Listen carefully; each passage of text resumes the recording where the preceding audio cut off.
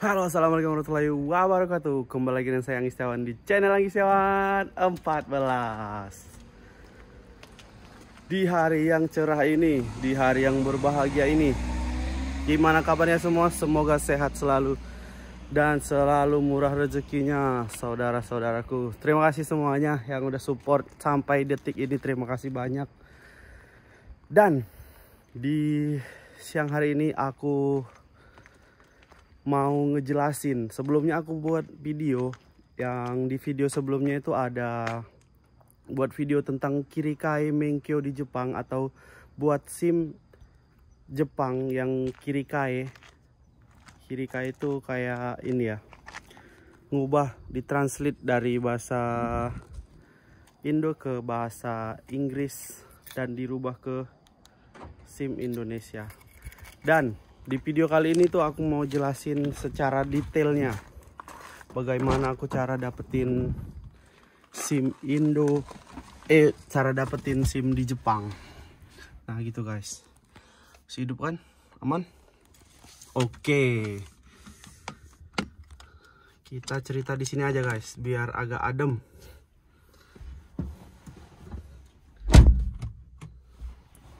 Nah, di video yang lalu aku udah buat 2 video. Yang awal itu langkah awal cara buat SIM atau translate SIM Indo ke bahasa Inggris di JAV.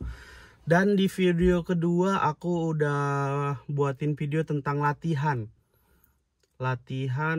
Menkyo, latihan belajar mobil di Jepang. Nyetir khususnya sih. Kayak sebelum kita ujian itu harus kita latihan rutenya, latihan course-nya, dan itu lumayan sulit. Jadi kalau kita sebelum ujian kita nggak latihan, kayaknya kemungkinan gagalnya tinggi gitu. Jadi disarankan akan lebih baik itu latihan dulu.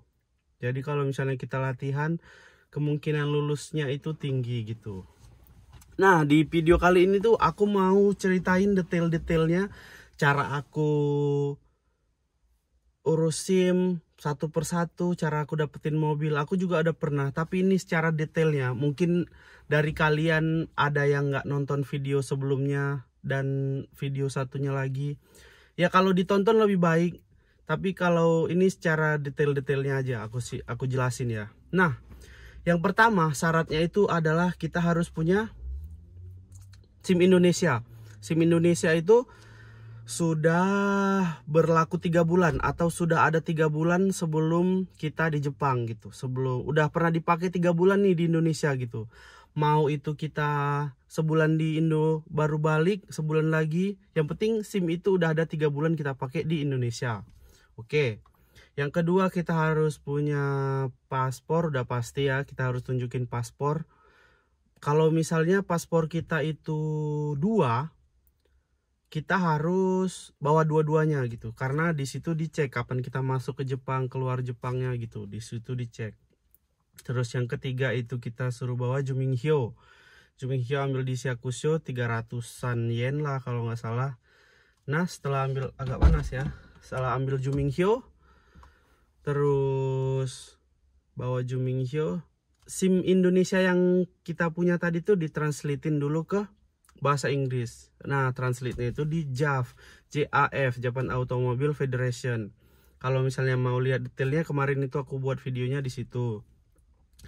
Nah, di internet juga bisa sih kalian cek-cek JAF terdekat, bisa dibawa langsung atau bisa dikirim melalui email gitu-gitulah. Nah, setelah kita translate, harga translate-nya itu 4.000-an kalau nggak salah. Apa 5.000 gitu, 5.000. Pokoknya 5.000 lebih kayaknya uangnya. Itu sih. Setelah translate-nya itu datang, baru kita yoyaku di Menkyo Senta terdekat.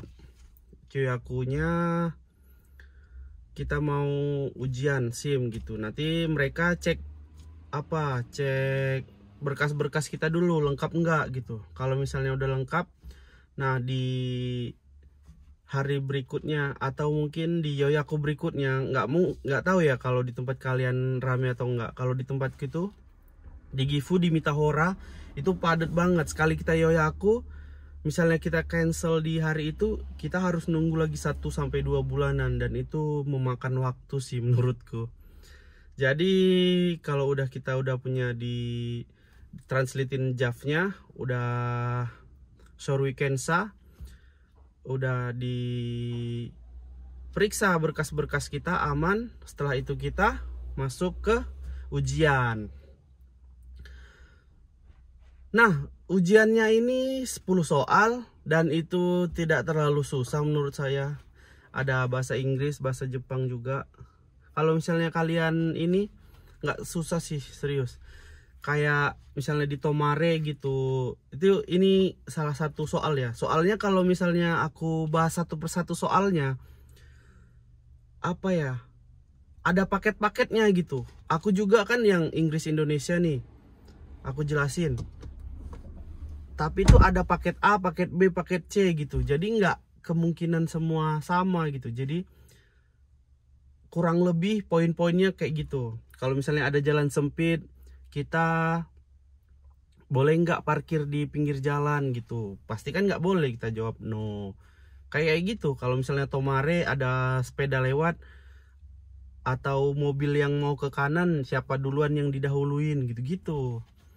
Cuman ada yang beberapa yang susah menurutku, 1-2 soal teman, nggak terlalu ini sih, nggak terlalu apa ya, nggak terlalu dihiraukan juga nggak apa-apa gitu.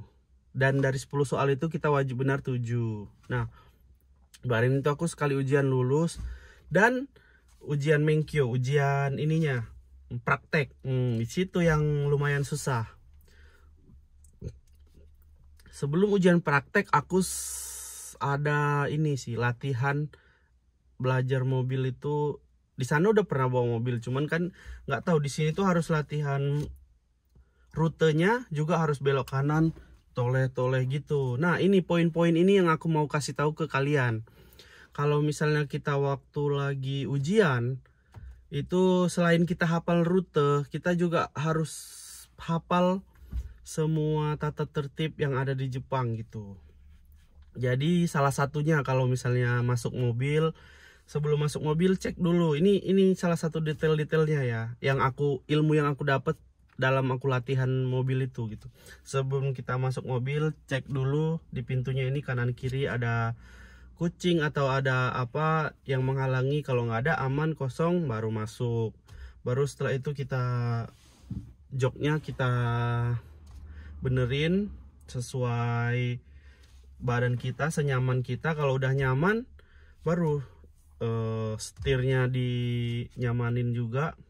Udah semua oke, baru bilang ke instrukturnya udah oke, baru kita seat belt.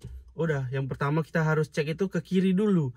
1 kamera ini, kamera depan 1, 2, baru ke kiri. Harus bener-bener noleh gitu. Nah, kalau misalnya kita ujian itu memang hati kita itu harus dipersiapkan dengan betul-betul sih. Aku yang awal itu, yang pertama kali ujian gagal itu kayak rada males gitu. Badan ini males bergerak gitu. Jadi noleh gini 1, 2, 3 gitu. Dan itu nggak boleh, nggak diperbolehkan sama mereka. 1, 2, 3. Nolehnya itu harus bener-bener 1, 2, 3. Ichin nisang, ichin nisang. Kalau misalnya mau belok kanan ya 1, 2, 3 baru belok. Kalau mau belok kiri 1, 2, ichin nisang baru belok. Dan benar-benar badan kita tuh harus noleh gitu. Nah, itu salah satu hal yang aku dapat sih selama aku belajar mobil, belajar rute-rutenya gitu. Ujian yang pertama aku gagal karena itu males noleh aja gitu. Jadi rada dicui sama mereka. Terus waktu ininya, misalnya kita itu kalau misalnya di jalan lurus, kita itu harus skip left gitu, tetap di kiri. Nah, itu juga salah satu yang aku dapat selama itu renshu. Di 2 kali renshu yang pertama baru aku ujian itu aku nggak dapat itu gitu. Jadi kayak rada gagal aja di situ gitu. Ketika kita jalan lurus, kita harus skip left, dan 1 meter sebelum trotoar itu, 1 meter, kurang dari 1 meter sebelum trotoar di kiri, tetap di kiri. Kalau misalnya kita mau belok kanan, baru sen kanan 1, 2, 3 baru kita noleh, baru kita ambil yang di jalur agak tengah sebelum kita belok gitu-gitu.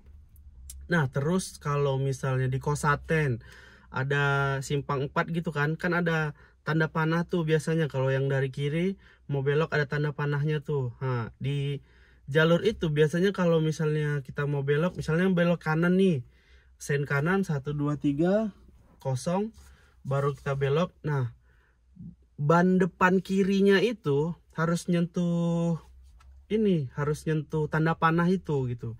Jadi kalau misalnya itu ada di tengah-tengah, nanti ke sananya belok ke kanannya itu agak kejauhan katanya. Jadi ini harus nyentuh ban kiri, ban depan kiri gitu belok. Gitu sih. Terus banyak yang aku dapat sih.